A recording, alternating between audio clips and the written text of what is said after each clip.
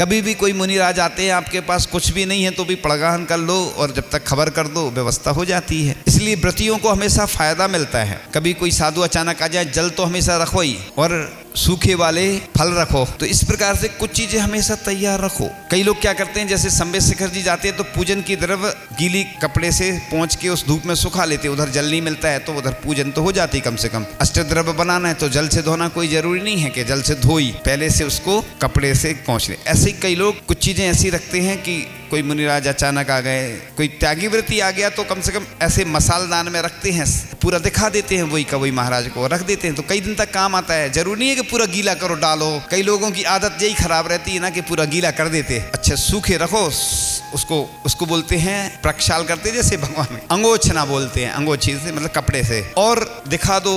जब कोई अचानक साधु आ जाते हैं तो कम से कम उनका आहार तो हो जाएगा। वैसे आज तो मोबाइल का युग है, सब खबर रहती है कौन से महाराज जी कहाँ आ गए, पूरे सब अपडेट रहता ना। पहले की बात अलग थी, अब तो स्थितियां वो नहीं, फिर भी ये आपकी पुण्य वृद्धि में कारण बनेगा। कभी भी कोई अचानक ऐसी स्थिति बनती, कोई चौके से लौटे साधु और उनकी स्थिति नहीं बनती, तो आप कम से कम आहार करवा सकते हैं।